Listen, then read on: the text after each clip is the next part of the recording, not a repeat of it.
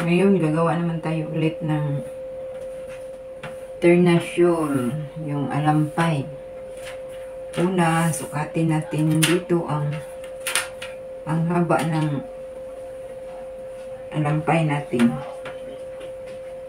Para makuha natin yung perfect triangle, i-fold natin ang paganyan. Tapos sukat tayo ng 24 para 48 lang. Tapos bawasan pa natin sa mga scallop. Yan, 24 na lang yung kukunin natin. Hindi pa yan kasi final. Tapos lagyan natin ng guhit para meron tayong guide. Nakatupi pala yan ng triangle. Yung pagkakat nito is bias cut. Tapos itong nakaline na, bawasan natin ito ng 1 1/2 para may form. Tapos i-line natin siya ng hip curve. Dito naman din sa baba, sukat tayo sa baba ng 6. Ito sa may pinakadulo ng triangle. Kung sukatin natin yan, magiging 17 inches yung remaining na measurement. Yung sukat ng shoulder, 16. Nagpas natin ng ½ inch. So dito, pwede tayong mag-curve dito tulad ng sa unlad, yung design. Yung pag ganun, yung parang may cut siya para ma-emphasize yung ating design. Para hindi masyadong malaki dito. Pero kung gusto mong balance lang na pagka-triangle, huwag mong masyadong lakihan dito. Ito, gagawa ko nito kasi meron akong design na gagawin ngayon na iba sa ginagawa ko nung dati. Bali, butterfly kasi yung gagawin ko ngayong design, kaya binawasan ko siya para maganda yung labas ng butterfly. Yan. Tapos hanggang dito lang yung butterfly para maganda yung sa lampay. Dapat ito medyo lagpas siya sa 16 kapag natapos para hindi masyadong maliit yung alampay. Pwede na rin kalahati nito sa side. Yung side is 30, so pwede dito 15 para may allowance. Kasi yung gagawin kong design is butterfly. Kaya guguhitan ko siya mamaya ng butterfly. Dito, mag-scallop muna ako dito. Tapos gusto kasi ng mother ko, kasi siya yung magsusuot nito. Gusto niya ng maliit na scallop. Kaya ganyan yung ginagawa ko, maliit.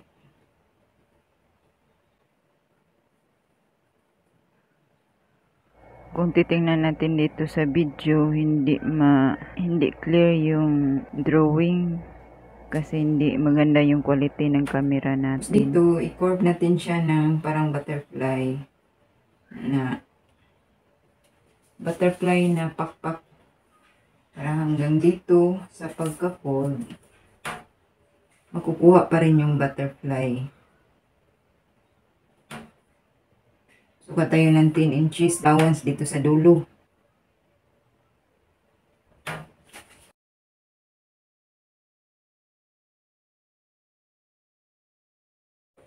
Ito para makuha natin yung laki ng alampay. Gawin na natin malaki yung pakpak sa butterfly. Yan. Kasi naguhit ako muna bago ko i-transfer dito. Para pag ginawa ko na, guguhit ko na lang siya, ganyan. Kasi ito, meron pa akong gagawin na design dito. para maganda siya tingnan.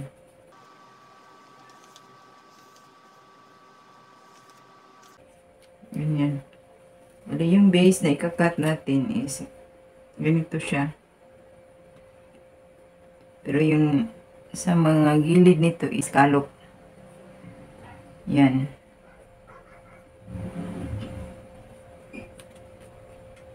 Tapos yung butterfly, guhit na lang natin dito para sa pag-cut natin, meron na siyang art.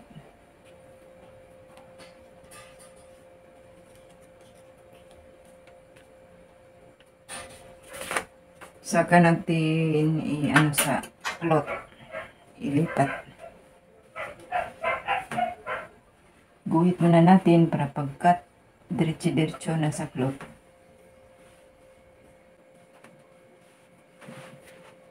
Kunin natin yung pinakabayas at saka yung sukat na tamang-tama sa nakat natin.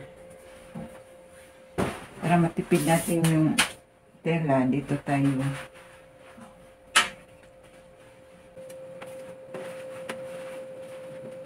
Yung pinagkukunan natin ng tela dati, kasi pinaisa ko na lang siya pagkakat. So yung kukunan natin din na para sa alampay.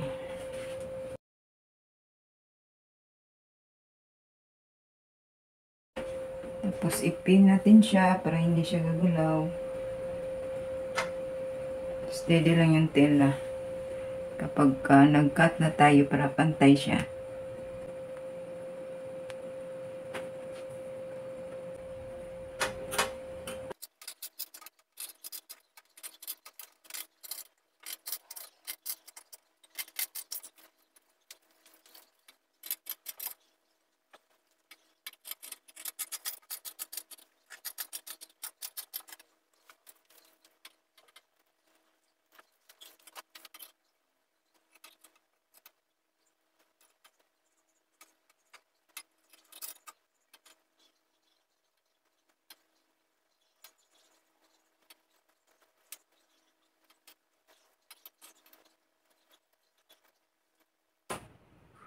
Ayan na siya. Katapos natin itong matahi at saka mabaliktad, lagyan pa natin ito ng design.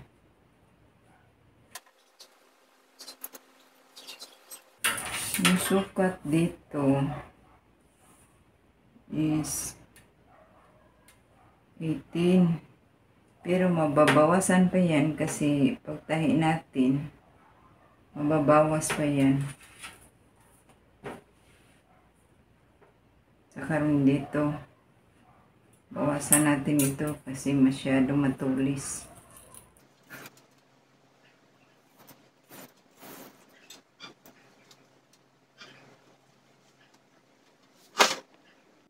Pagkatapos nating itahi at ibaliktad, tapos iplansya, nilagyan ko siya ng cord, bracelet cord na flat, dun sa may edge ng scallop, para magmukha siyang may borda sa gilid. Tapos yung procedure pala natin sa pagtahi ng fuse cloth saka yung sa cloth, nandun yun sa una nating ginawa na alampay. Balikan nyo na lang yun para masundan kung hindi pa kayo nakakita sa pagbaliktad at sa paano siya ginawa sa pagkatahi at sa pagkabaliktad. At doon, pinakita ko rin doon paano siya plansyahin para maging flat yung surface at saka sa likod malinis siya tingnan. Doon sa may pinakababa na yung may design na butterfly, guguhitan muna natin siya bago natin tahian ng cord para yung pagkatahi sa cord dire-diretso, hindi siya putol-putol, yung parang ma-form na siya na pakpak ng butterfly. Yung ginagawa kong drawing sa pattern, isa lang muna tapos para mag-balance, yung guhit sa harap, ano na lang natin doon sa roller, doon sa kabilang side, para balance yung pagkaguhit. Yan yung ginawa kong roller, yung French curve, para may curve na siya. Dali na siyang iguhit. Ganyan. Lahat ng mga guhit sa kabilang side, ilipat natin din doon sa kabilang side para balance yung pagkaguhit. Kasi pag hindi natin ginaganyan, may tendency na hindi mag-balance yung guhit natin sa likod at sa kabilang side.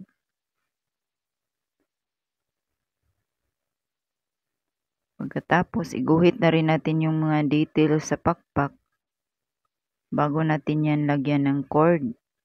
Tapos yung body sa butterfly.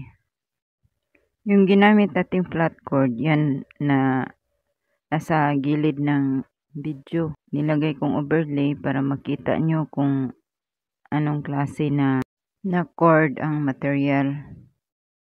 Merong isang material niyan na hindi siya glossy. Pinili ko yung glossy kasi maganda siya tingnan pagka matapos na. Medyo may kinang. Yung sa drawing ng butterfly, ginuhit ko talaga lahat ng mga details para pag naglagay na tayo ng cord, dire-diretso na tayo sa pagtahi. Kasi pag mamaya pa natin lagyan ng cord, ang details, mag-stop muna tayo para mag-drawing na naman. Para madali siyang itahi, iniayon ko siya sa thread ng machine para pagkatakbo ng machine, dire-diretso na yung lapat niya sa thread. Para hindi mag-consume ng time. Tapos hilahin na lang, tapos sa may scallop para hindi siya masyadong matagal matapos. Yung mga ganitong trabaho, hindi talaga ito madali. Katulad din siya ng mag-applique ng lace or mag-borda. Consuming time din siya. Wala namang trabaho na hindi nagko-consume ng time. Kaya i-adjust nyo na lang yung pricing. Kasi sa mga artist, ang binabayaran sa atin hindi yung sa talent lang, kundi binabase din kung ilang oras natin natapos.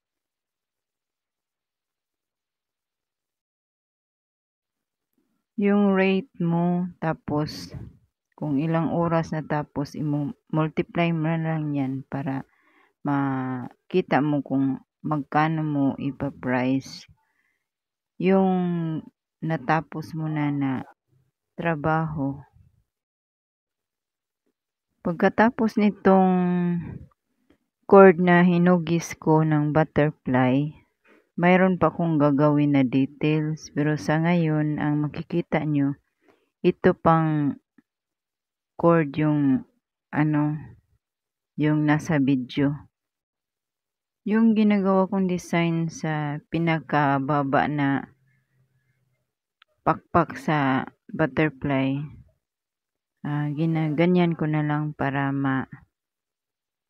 mirror yung kabilang side na design.